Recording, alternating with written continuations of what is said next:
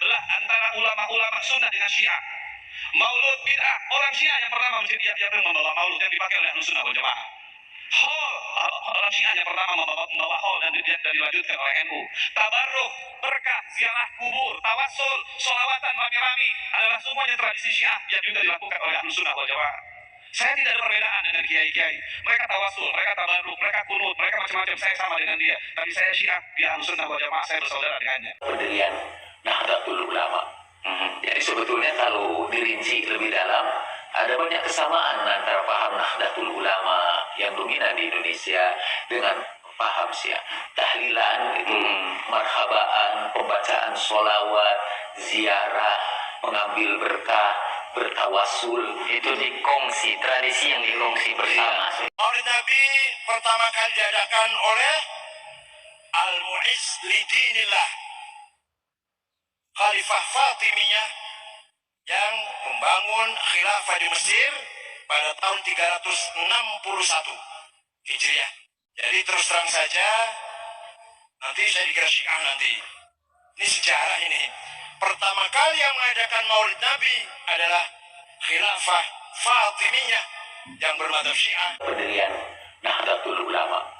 Jadi sebetulnya kalau dirinci lebih dalam, ada banyak kesamaan antara paham Nahdlatul Ulama yang dominan di Indonesia dengan paham Syiah.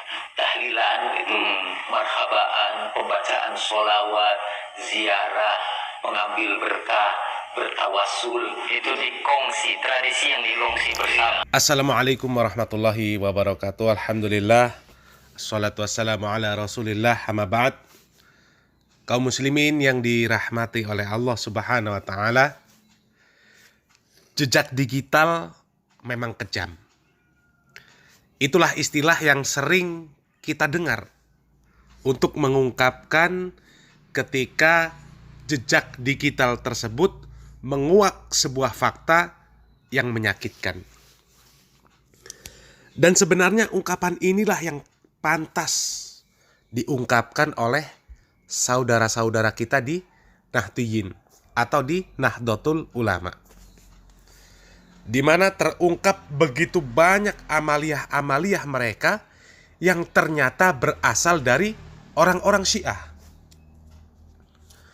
Bahkan amalan-amalan tersebut adalah amalan-amalan yang menjadi favorit mereka, menjadi kegemaran mereka. Dan apa sesungguhnya Syiah? Siapa Syiah dan bagaimana agama Syiah ini? Insya Allah semuanya sudah ma'ruf. Di mana mereka ini adalah orang-orang yang menisbatkan diri sebagai bagian dari kaum muslimin, akan tetapi sebenarnya mereka ini telah jauh meninggalkan agama Islam. Di mana Al-Quran kaum muslimin berbeda dengan Al-Quran mereka. Dan ini klaim mereka sendiri. Mereka mencela para sahabat Rasulullah SAW. Mereka menyalahkan malaikat Jibril, di mana mereka mengatakan malaikat Jibril ini salah dalam menyampaikan wahyu. Dan masih banyak lagi kesesatan-kesesatan mereka. Dan tentu itu sangat jauh berbeda dengan akidah kaum muslimin. Tapi sangat disayangkan, meskipun sudah begitu jelas dan yang menyampaikan fakta tersebut adalah para pembesar-pembesar mereka, bahwasanya amaliyah-amaliyah mereka itu berasal dari agama Syiah, akan tetapi mereka masih tetap saja mengamalkan amaliyah tersebut. Bahkan mereka membela mati-matian agar tetap bisa mengamalkan amaliyah-amaliyah tersebut. Dan kemudian ketika ada yang menasihati agar meninggalkan amaliyah-amaliyah tersebut, mereka langsung menyebutnya sebagai aliran Wahabi, Salafi Wahabi, yang gemar membid'ah-bid'ahkan, menyesat-nyesatkan, mengkafir-kafirkan dan sebagainya. Dan satu lagi, di mana Ormas Nahdlatul Ulama ini juga terpecah. Ada NU garis lurus atau Nahdlatul Ulama garis lurus, dan ada Nahdlatul Ulama yang kalaulah diistilahkan ini garis abstrak lah kira-kira.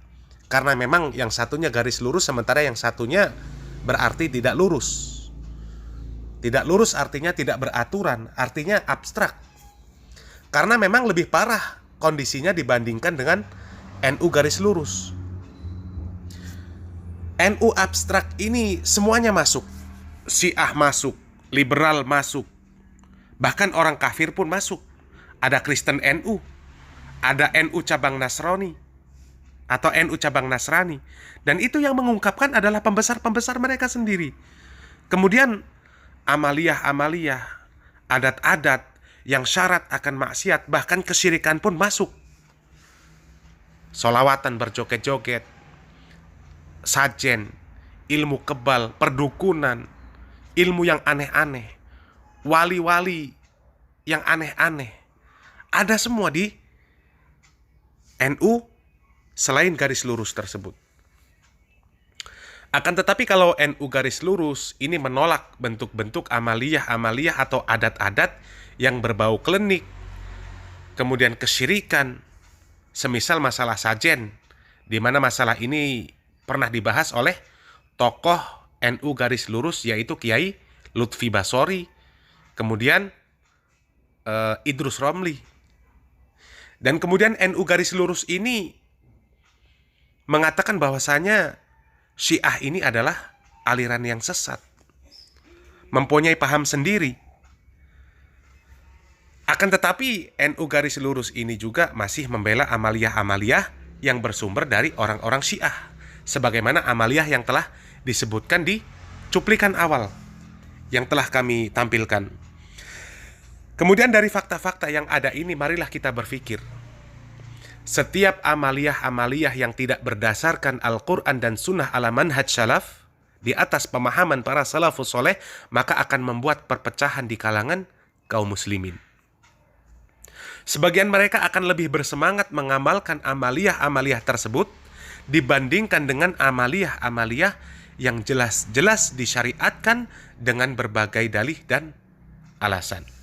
Maka dari itu kaum muslimin, tidak ada yang bisa menyatukan kaum muslimin kecuali kembali kepada Al-Quran dan Sunnah dengan pemahaman para salafus soleh.